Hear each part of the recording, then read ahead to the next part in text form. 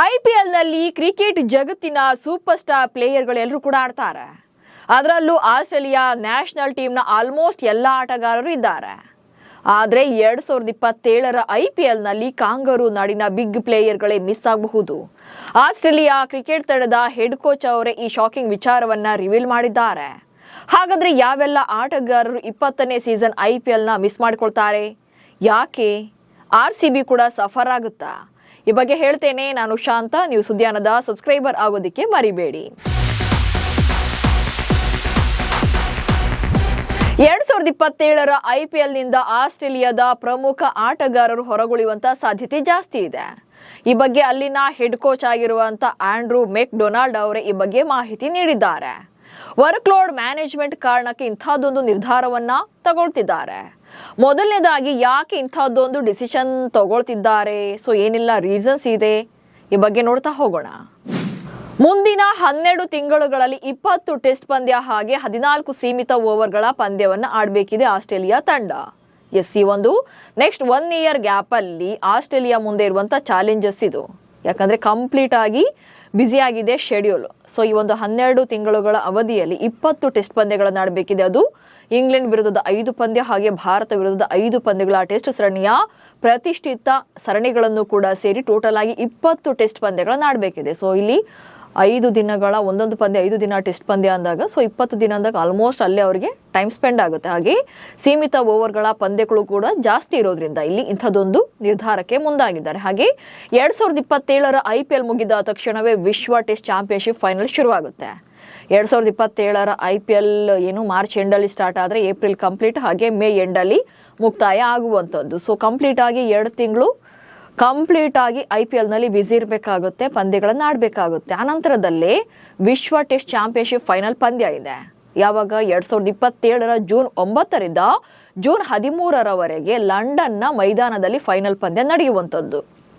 So ಇಲ್ಲಿ May ಎಂಡಲ್ಲಿ IPL final ಮುಗಿದ್ರೆ June 13 ಅಂದ್ರೆ almost 1-1.5 ವಾರಗಳ ಒಳಗಲ್ಲಿ ಫೈನಲ್ ಶುರುವಾಗುತ್ತೆ WTC. ಈಗ ಆಲ್ರೆಡಿ ಆಸ್ಟ್ರೇಲಿಯಾ ತಂಡ ಈ ಪಟ್ಟಿಯಲ್ಲಿ ಫೈನಲ್ ರೇಸ್ನಲ್ಲಿ ಟಾಪ್ 1 ಪ್ಲೇಸ್ನಲ್ಲಿದೆ. ಆಲ್ಮೋಸ್ಟ್ ಅವರು ಫೈನಲ್ ಆಡೋಕೆ ಟಿಕೆಟನ್ನು ಗಿಟ್ಟಿಸ್ಕೊಳ್ಬಹುದು. ಹೀಗಾಗಿ ಅವರು WTC ಫೈನಲ್ಗೂ ಕೂಡ ಪ್ರಿಪೇರ್ ಆಗಬೇಕಿರೋದ್ರಿಂದ ಸೊ ಅಲ್ಲಿಗೆ ಜಾಸ್ತಿ ಪ್ರಿಯಾರಿಟಿಯನ್ನು ಕೊಡ್ತಾ ಇದ್ದಾರೆ. ಜೂನ್ 13ರವರೆಗೆ ಜೂನ್ 9ರಿಂದ 13ರವರೆಗೆ ಈ ಪಂದ್ಯವನ್ನು ಆಡಬೇಕಿದೆ. ಆನಂತರದಲ್ಲಿ ಜೂನ್ 18ರಿಂದ ಆಗಸ್ಟ್ 2ರವರೆಗೆ ಒಟ್ಟು 5 ಟೆಸ್ಟ್ ಪಂದ್ಯಗಳ ಆಶಸ್ ಸರಣಿ ಇರುವಂಥದ್ದು. ಸೊ ಇಲ್ಲಿ ಏನಂತಂದ್ರೆ WTC ಆದಂಥ ನೆಕ್ಸ್ಟ್ ವೀಕ್ನಲ್ಲಿ ಅಂದರೆ ಜೂನ್ 18ರಿಂದ ಆಗಸ್ಟ್ 2ರವರೆಗೆ ಟೋಟಲ್ ಆಗಿ 5 ಪಂದ್ಯಗಳ ಟೆಸ್ಟ್ ಸರಣಿ ಇಂಗ್ಲೆಂಡ್ ವಿರುದ್ಧ ಆಶಸ್ ಸರಣಿ ಇರಬೇಕಾಗುತ್ತೆ. ಸೊ ಇದು ಆಸ್ಟ್ರೇಲಿಯಾ ತಂಡಕ್ಕೆ ಅತಿ ದೊಡ್ಡ ಪ್ರತಿಷ್ಠೆಯ ಸರಣಿ ಇದು. ಇಂಗ್ಲೆಂಡ್ ಹಾಗೆ ಆಸ್ಟ್ರೇಲಿಯಾಗೆ ಈ ಸರಣಿ ಆಶಸ್ ಸರಣಿ ಅಂತಂದ್ರೆ ಅದು ಪ್ರತಿಷ್ಠೆ ಅಷ್ಟೇ ಅಲ್ಲ, ಗೌರವದ ಪ್ರಶ್ನೆ ಕೂಡ. ಹೀಗಾಗಿ ಈ ಸರಣಿಗೆ ತುಂಬಾನೇ ಇಂಪಾರ್ಟೆನ್ಸ್ ಇದೆ ಅವರಲ್ಲಿ. ಹೀಗಾಗಿ ಆ ಸರಣಿಯಲ್ಲಿ ಆಟಗಾರರ ಪ್ರದರ್ಶನದ ಗುಣಮಟ್ಟವನ್ನು ಹೆಚ್ಚಿಸೋಕೆ IPL ಸ್ಕಿಪ್ ಮಾಡುವಂತ ನಿರ್ಧಾರವನ್ನ ಮಾಡ್ತಿದ್ದಾರೆ. ಇದರ ಜೊತೆಗೆ 2027ರ ಕೊನೆಯಲ್ಲಿ ನಡೆಯಲಿರುವಂತಹ ICC ಏಕದಿನ ವಿಶ್ವಕಪ್ಗಾಗಿ ಸಿದ್ಧತೆಯನ್ನ ಆರಂಭ ಮಾಡಿರುವಂಥದ್ದು. ಸೊ ಇಲ್ಲಿ WTC ಫೈನಲ್ಲು ಆಶಸ್ ಸರಣಿ ಅದಷ್ಟೇ ಅಲ್ಲದೆ 2027ರ ಕೊನೆಯಲ್ಲಿ ಸೊ ಆಸ್ಟ್ರೇಲಿಯಾ ಏಕದಿನ ವಿಶ್ವಕಪ್ಗಾಗಿ ಸಿದ್ಧತೆಯನ್ನ ಪ್ರಾರಂಭ ಮಾಡಿದೆ.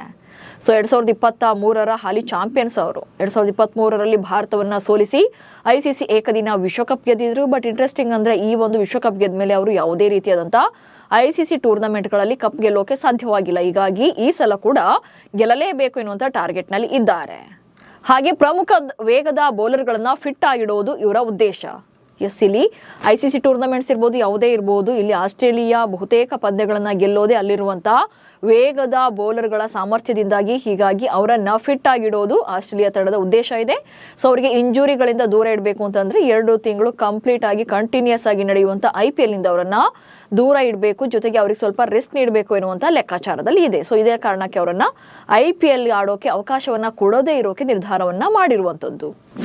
ಸೊ ಈ ಎಲ್ಲಾ ರೀಸನ್ಗಳಿಂದ IPLನಲ್ಲಿ ಆಡುವಂತ ಆಸ್ಟ್ರೇಲಿಯಾ ರಾಷ್ಟ್ರೀಯ ತಂಡದ ಆಟಗಾರರಿಗೆ ನಿರ್ಬಂಧವನ್ನ ಹೇರೋಕೆ ಪ್ಲಾನ್ ಸಿದ್ಧವಾಗಿದೆ. ಅದರಲ್ಲೂ ಪ್ಯಾಟ್ ಕಮಿನ್ಸ್, ಮಿಚೆಲ್ ಸ್ಟಾರ್ಕ್, ಜೋಶ್ ಹೇಜಲ್ವುಡ್, ಟ್ರಾವಿಸ್ ಹೆಡ್, ಕ್ಯಾಮರೂನ್ ಗ್ರೀನ್ ಸಂಪೂರ್ಣವಾಗಿ ಮುಂದಿನ IPLನಿಂದ ಹೊರಗುಳಿಬಹುದು ಅಥವಾ ಇಂತಿಷ್ಟು ಪಂದ್ಯಗಳನ್ನ ಮಾತ್ರ ಆಡಬೇಕು ಅಂತೇಳಿ ಲಿಮಿಟೇಷನ್ಸ್ ಅನ್ನ ಹೇರಬಹುದು. ಹಾಗಂತ ಈ ರೀತಿಯಾದ ನಿರ್ಧಾರವನ್ನ ಮಾಡ್ತಿರೋದು ಇದೇ ಮೊದಲೇನೂ ಅಲ್ಲ ಆಸ್ಟ್ರೇಲಿಯಾ ತಂಡ.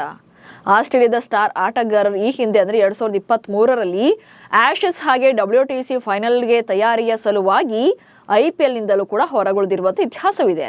ಆದ್ರೆ ಈ ಆಟಗಾರರ ನಿಂದಾಗಿ IPL ಫ್ರಾಂಚೈಸಿಗಳು ಹಾಗೆ ಪರ್ಫಾರ್ಮೆನ್ಸ್ ಮೇಲೆ ಅತಿ ದೊಡ್ಡ ಎಫೆಕ್ಟ್ ಆಗುತ್ತೆ. ಈಗ ರಾಯಲ್ ಚಾಲೆಂಜರ್ಸ್ ಬೆಂಗಳೂರು ತಂಡವನ್ನೇ ತಗೊಳ್ರೆ ಕಳೆದ 2 ಸೀಸನ್ಗಳಲ್ಲಿ ಬೆಂಗಳೂರು ತಂಡ ಕಪ್ ಗೆಲ್ಲುವಲ್ಲಿ ಆಸ್ಟ್ರೇಲಿಯಾ ಆಟಗಾರರಾಗಿರುವಂತಹ ಜೋಶ್ ಹೇಜಲ್ವುಡ್ ಹಾಗೆ ಟಿಮ್ ಡೇವಿಡ್ ಅವರ ಪಾತ್ರ ತುಂಬಾನೇ ದೊಡ್ಡದಿದೆ. ಇಬ್ರು ಕೂಡ ಆಸ್ಟ್ರೇಲಿಯಾ ಆಟಗಾರರೇ.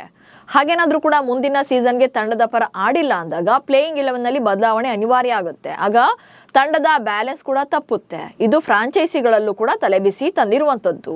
ಹೀಗಾಗಿ ಆಸ್ಟ್ರೇಲಿಯಾ ಕ್ರಿಕೆಟ್ ಮಂಡಳಿ ಯಾವ ರೀತಿಯಾದ ನಿರ್ಧಾರಗಳನ್ನು ತಗೊಳ್ಳುತ್ತೆ, ಹಾಗೆ ಆಟಗಾರರ ಫೈನಲ್ ಡಿಸಿಷನ್ ಏನು ಅನ್ನೋದೇ ಈಗಿರುವಂತ ಪ್ರಶ್ನೆ. ನಮಸ್ಕಾರ.